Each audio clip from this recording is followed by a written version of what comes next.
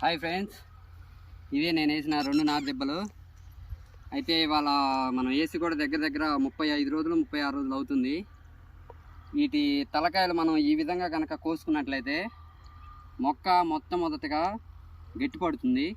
దానికి తోడు రెండో స్టెప్ వచ్చేసరికి మొక్క ఎక్కడైతే ఆకులు ఉన్నాయో ఆకులు కాడ మళ్ళీ కొత్త కొమ్మలు వచ్చే ఛాన్స్ ఉంటుంది.